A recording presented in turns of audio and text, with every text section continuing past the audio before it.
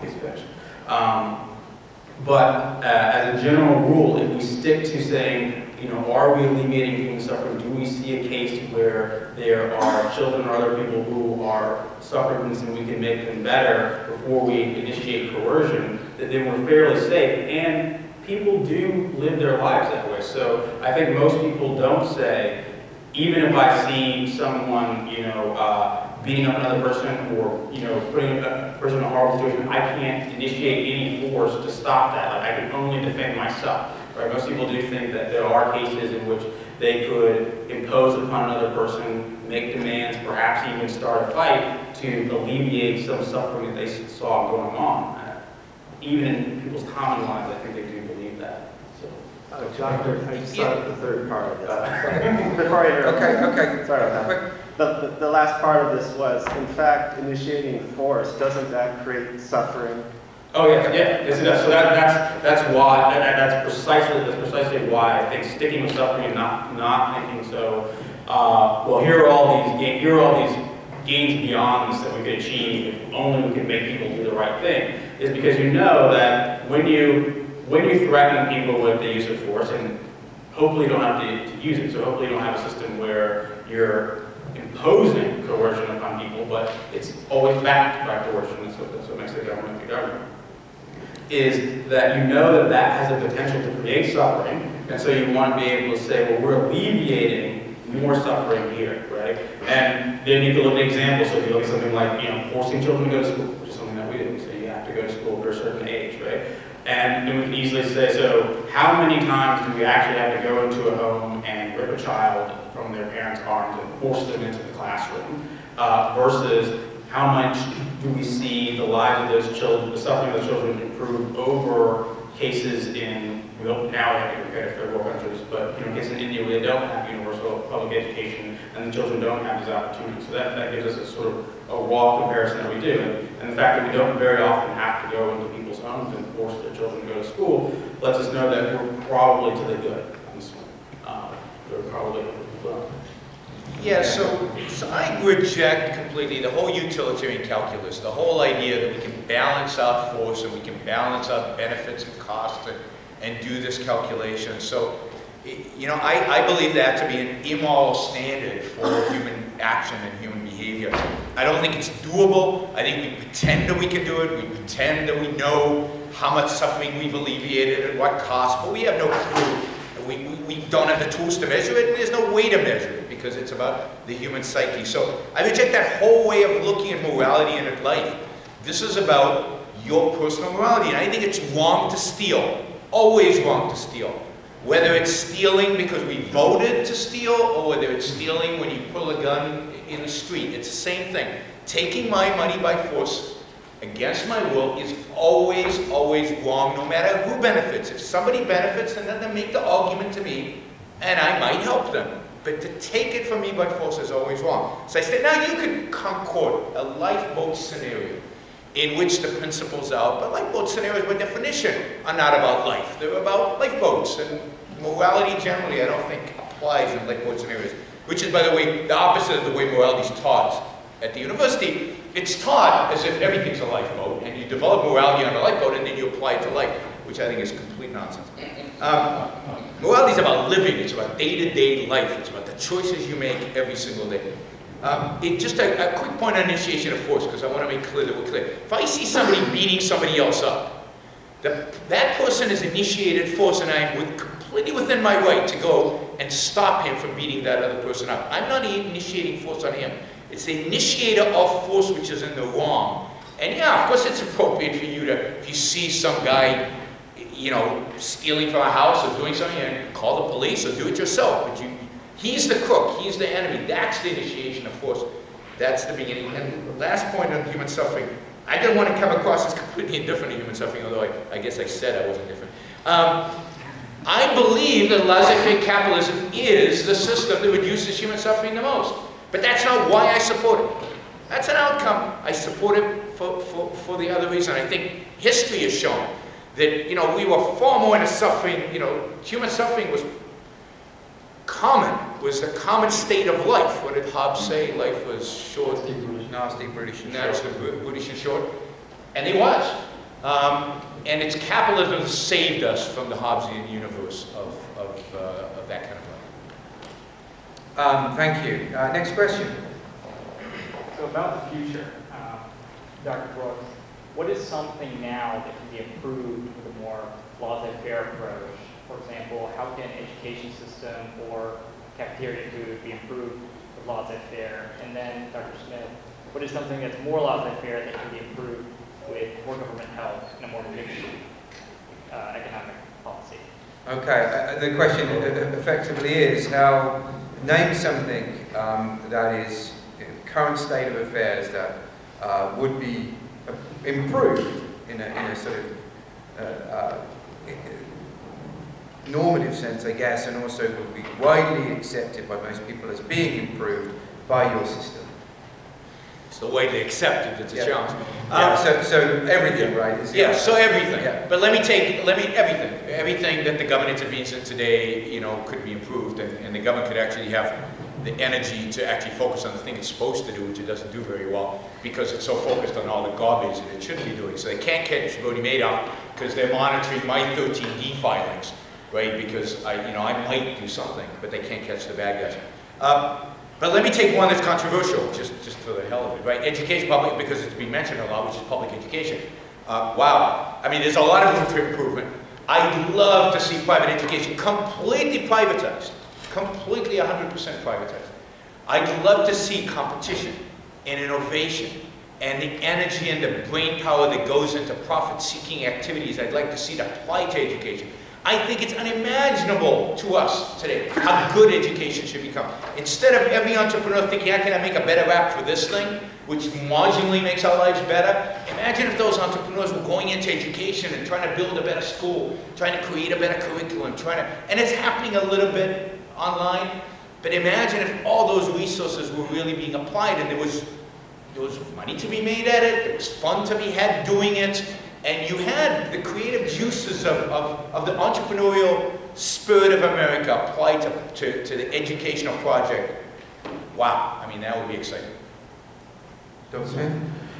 So I have a pretty strong, bar to cross. So I don't have a long list of things that I actually think that the government should expand in, but two that I would say that we probably could work in is this. One are tradable pollution permits for carbon dioxide. That would allow us to mitigate some of the harmful effects of climate change through, ultimately through a market system, but through a market system that the government would have to have a role in creating. And the other is probably lead removal and the removal of old lead paint under windows.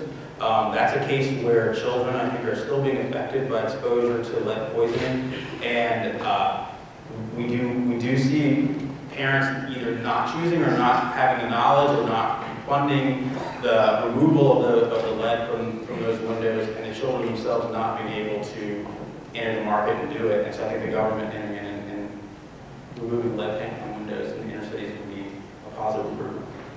How many people have we got there? 7. Okay, all right, so let's stop. Don't join the line now, okay? So we can get through the questions pretty quickly. Yes, sir? My name is William, and I consider myself a free marketer. There's a good portion of free marketers that I actually follow because my views on this. My question was, they set it up first, we live in a world where we've pretty much grown to the idea that only the state should ever have the right to print money, that only the state should create our monetary supply. That is the general assumption that the world has created. However, in recent years, digital currencies have come out, privatized currencies, even such as Bitcoin, where they've started to prove themselves as a valid form of currency where it's controlled by private individuals and controlled not by the state, but by a few people trading it privately. Its value is completely defined by market. So my question to both of you is, how do you view currency? Should it always be state-funded, or is there room to supplant it and replace it with stable or even competing privatized monetary currencies? Yeah, what about those private currencies or other entities being able to issue currency in this country rather than, say, just the federal government? So, so I'm a proponent of, I think it's a travesty that the government prints money. I think that the Federal Reserve has done a huge amount of harm to the U.S. economy, and that a system of private banking, I don't think you'd have competing currencies for very long. I think good money will drive out bad money, the opposite of Gresham's law. And that you would probably stabilize over somebody like gold or something like that. But I think it should be private. I think the market should decide on the currency. And I think you would have a far more stable, healthier economy from a purely economic perspective under a free banking gold standard or whatever the currency happened to be than you do with the Federal Reserve. I think the Federal Reserve has proved to be an unbelievably disastrous experiment over the last exactly 100 years. And there are a series of papers now being published in academia showing this. The increased volatility, the increased uncertainty, the depreciation of the value of the dollar, and the creation of some of the greatest economic crises that a free society has seen. Dr. Smith. So I'm okay with the creation of Bitcoin, and I think that in general we should allow those types of experiments to go forward and move forward. I do think that, at least right now, until some other currency proves itself, that the idea that you pay taxes in dollars and that you settle judicial torts in dollars and you pay damages in dollars is a fine standard. We are required to do that. You have to have dollars to pay taxes, you have to have dollars to pay torts, you have to have dollars to pay equity damage. That's equity. Next question, good. Hey, Dr. Brooks. So my question is, it's kind of a situation. So I have this contract with a guy named Milton. And every Thursday, what happens is I gather some ingredients from my local grocery store, and I go over to Milton's office and make Milton lunch. And it's kind of a free lunch. He doesn't like to call it that. He likes to call it other things. But since it's kind of the analogy of choice tonight, part of my contract states that if I don't go over and I don't make this lunch for Milton, he's going to break my legs. So my question to you, Dr. Bork, is in situations like that, is private coercion okay? Can I consent to coercion? Is that a moral goal? Is that okay in your system of capitalism? No, you can't. It's an interesting question. So I haven't had that question before, so I need to think about it for a second. But no. Breaking of legs, you know, this is something that Shakespeare deals with in The Merchant of Venice. You remember, the guy can't pay back the loan, and the contract says he has to extract a pound of flesh for that. I think that it is legitimate to say that in commercial transactions, that the government will uphold contracts that are denominated in a currency, but that are not denominated in flesh, which is breaking bones. And I think, and I haven't thought it through exactly, the exact sequence, but I think that government would only protect contracts that were denominated in dollars, whatever the standard of monetary unit was at the time, and would not protect contracts that had to do with breaking of legs. Did you want to say anything?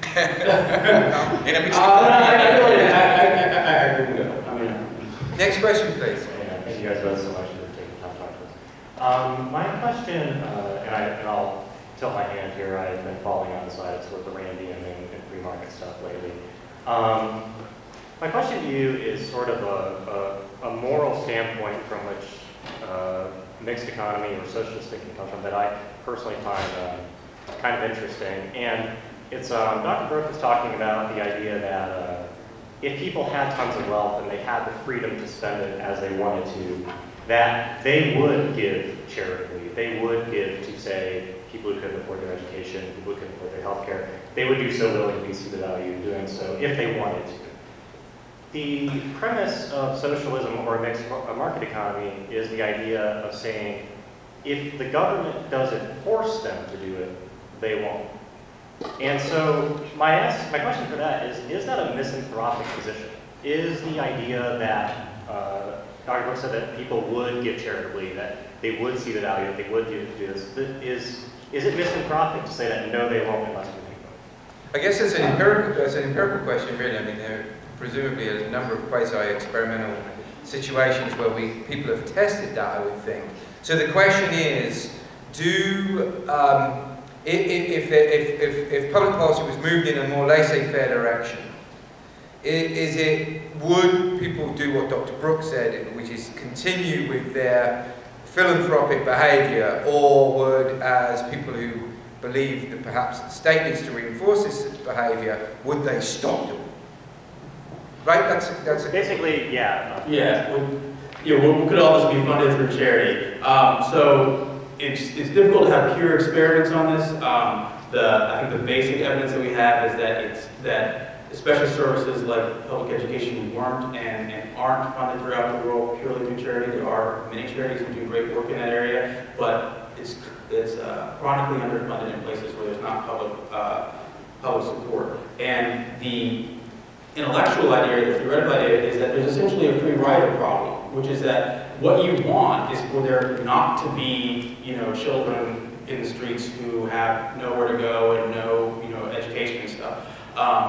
And you would pay for it if you had to, but you'd really rather somebody else, right? And so every time someone gives to charity, right, you have the ability to sort of free ride on their charity because they're reducing some of the problem for you. And that leads to an underproduction of charitable services because you want a free ride on the other guy who's providing instead of paying for it yourself. But people would consent to saying, all right, we'll all agree that everyone's going to put in on this together and no one gets the free ride. So that's how you get a situation where people might all agree to do this thing under coercion, but if left to their own devices, they would each try to push it off onto the other, each try to free ride on the other's efforts. So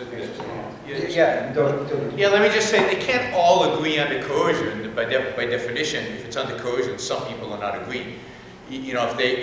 So some people are being forced, they're being coerced, so they haven't all agreed. But you could vote unanimously for coercive policy. I mean, that's something that candidate. You could vote unanimously for a coercive policy. Yes, but it wouldn't be coercive as long as everybody agreed. So, but if there was one person who disagreed, he would be coerced into participating, and it wouldn't be unanimous anymore. And democracy leads to that, right? Because we don't require unanimity; we require majorities, and 51% is enough of a majority to coerce 49% into doing stuff they don't want to do. But yeah, if your standard is the amount of redistribution of wealth that's happening today, no, there would never be a charitable urge that would lead to that. I mean, but you don't need it. My argument would be that the reason we need so much redistribution today to alleviate suffering is because we're not free. That under freedom, wealth increases. Under freedom, there are fewer people who need help. Significantly fewer people need help. And then the standard for who you give help and who you don't is different. You don't give help to everybody in a kind of a blind, in a blind set. You try to make the help to those who deserve help. Some people deserve help, some people don't. But the experiment, I think the best experiment for this was 19th century US, where there was a lot of charity. Again, not by the standards of today, but a lot of charity. And where most people didn't need charity, but there were also innovations. There were market innovations. There were mutual aid societies, which were kind of voluntary associations where people joined, to help each other. There was also things like poverty insurance. You could buy insurance against bad stuff happening to you and you falling into poverty. Some private markets developed, to compensate that. Of course, once the state enters these markets, all of that stuff disappears because it prices them, it crowds them out.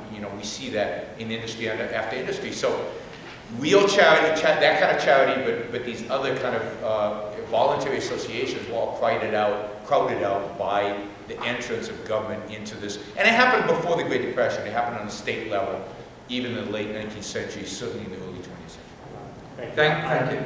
I apologize. I did have an answer to the question directly attributed to you that I didn't quite get to ask. I apologize. But in challenging my own philosophy that I feel that you and I agree on quite a bit, he raises a very good point of children.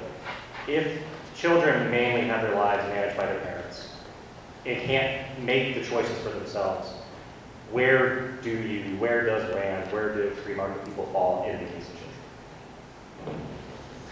Yeah. So I believe that children, in a sense, when they're born, are delegating the application of their rights to their parents. I mean, their parents are their representatives, their agents in upholding the child's right to life, liberty, and the pursuit of happiness. Obviously, a child can't make a decision about education. He can't take out a loan. He can't do any of those things, and it's up to the parent to do it. I think an overwhelming majority of children are born to parents that want to do the best thing for their children. And will do the best thing for their children, whether it's education, whether it's healthcare, whether it's the other things. And if they have to take out loans themselves in order to clothe and feed and educate their kids, they will do that. And they have historically done that. There is going to be a minority of children who are born because of bad luck or whatever, however you want to call it, to parents who don't. And yet who don't abuse them either, who kind of just, you know, the kids are just there. And that's, you know, they're not hurting them physically, which would stimulate a response, in my view, from the government. The government would have to intervene. It's child abuse, take the child away from parents in those cases. So they're not doing that, but they're also not doing the kind of things that we think are necessary, you know, for the child to flourish. And my response to that would be, it's sad. But it doesn't justify coercion. It doesn't justify forcing somebody else to provide that for the children. It's sad, it's unpleasant. If charities can intervene, they should. If private agencies of social workers can intervene, they should. But it's no excuse to force somebody else. Again, somebody else's suffering, somebody else's bad luck, somebody else's whatever, is not a claim against my life, and certainly not a claim to use coercion against my life. We've got, how many people do we have? 4? Okay. Sneaking back. Yeah, they are. I thought we ended the line, but it seems to. Let's do these pretty quickly then. Yes. Short questions and one question. What changes, if any, would you favor making the government to reduce the amount of suffering that governments cause? And if you need examples of suffering that government causes, let me know and I'll give you examples. How do you reduce the suffering government's cause? So if we're just talking about policies that I support, I think that a much higher standard to the use of international military force would be step one. I think probably a reduction in the punishment of nonviolent crimes would be another step. So drug offenses. Those would be the immediate types of things that I see government doing, causing people suffering on a daily basis. I actually think that the Federal Reserve is not aggressive enough in stimulating economic growth, and so promote a more aggressive quantitative easing policy. Those are probably the 3 right off the top. And, you know, I think I need to clarify my question. I was talking more specifically about things like killing, stealing, terrorizing, impoverishing, kidnapping, torturing, things like that. Well, okay, yeah, that's changes quite would you favor to reduce the suffering the government is causing people in those respects? So I'm not if you're asking for what laws I would write, I'm not an expert on international policy in that way. I think you already answered it, for example, with responses to drug laws. That was consistent with the answer that you're looking for, I think. Yeah. Not imprisoning people who smoke marijuana, for example. Right. That he said that. All right. Yeah. I'm thinking that Dr. Brooks got literally thousands of these. Yeah, and the drug issue, I would say all of them are victimless crimes. Drugs should be legal. I mean, and people who commit so-called victimless crimes should be all